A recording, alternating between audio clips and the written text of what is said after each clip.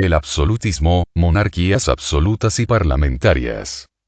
Absolutismo monárquico. Comienza en los siglos XVI y XVIII, caracterizado esencialmente por la concentración de todos los poderes del Estado de una persona, el monarca, quien poseía tales poderes de forma ilimitada, es decir, sin tener que sujetarse a ninguna otra persona, ley o reglamento.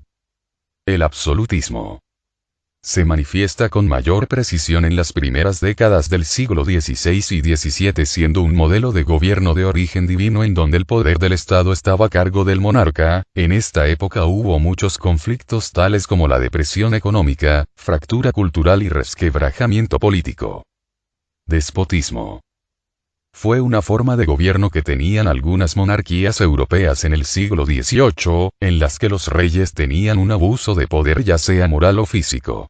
A mediados del siglo XVIII se implementó el despotismo ilustrado, el cual consistía en dar al pueblo educación con el intento de controlar los ideales de la Ilustración, y el rey seguiría siendo la ley, así el monarca buscaba la felicidad de sus súbditos. La frase que sintetiza al despotismo ilustrado es todo por el pueblo, pero sin el pueblo.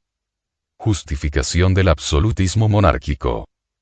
El poder absoluto de los monarcas estuvo respaldado ideológicamente por el derecho divino de los reyes. Los monarcas creían tener derecho por voluntad divina, es decir, las leyes que consideraban necesarias para mantener la autoridad sobre sus pueblos, no aplicaban a ellos. Durante el periodo absolutista, la creencia en el derecho divino de los reyes estuvo respaldada por los sacerdotes, tanto en la Iglesia católica como de los diversos credos protestantes. Monarquía absoluta. La absoluta es una forma de gobierno en la cual el rey gobierna los tres poderes judicial, ejecutivo y legislativo, se proclamaba representante de Dios en la tierra. Se rige por la ley divina y este poder es hereditario.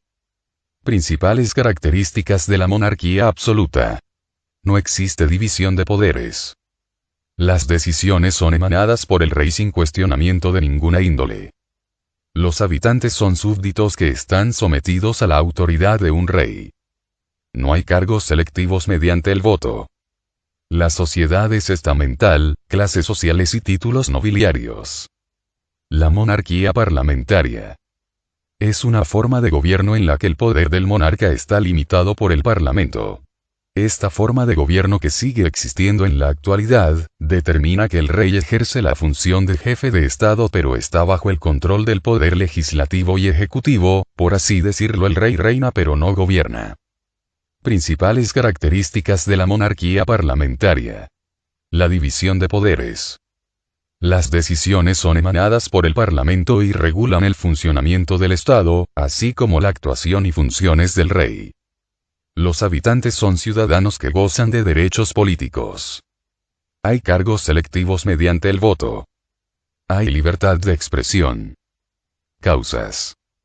La burguesía apoyaba la concentración del poder para estabilizar la economía dentro de todo el territorio de un Estado.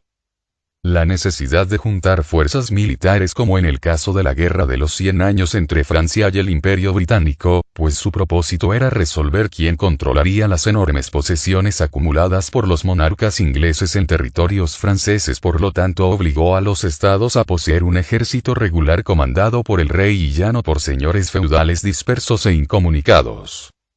Otra causa es la crisis que tuvo la servidumbre. Consecuencias.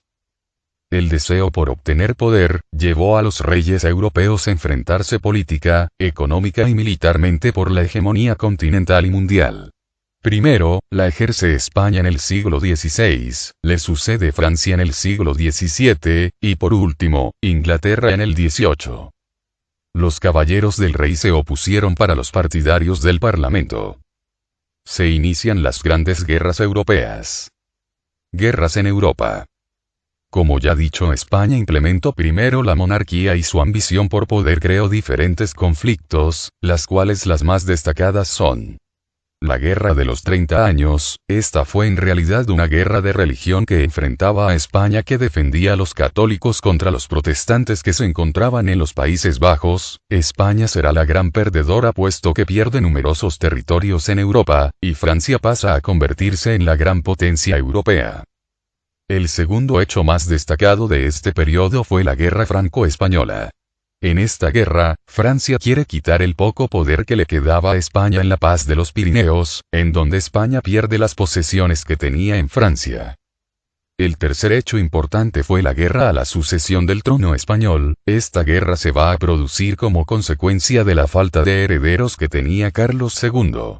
Sin embargo, Carlos II decidió como heredero suyo al nieto del rey de Francia Luis XIV llamado Felipe de Anjou.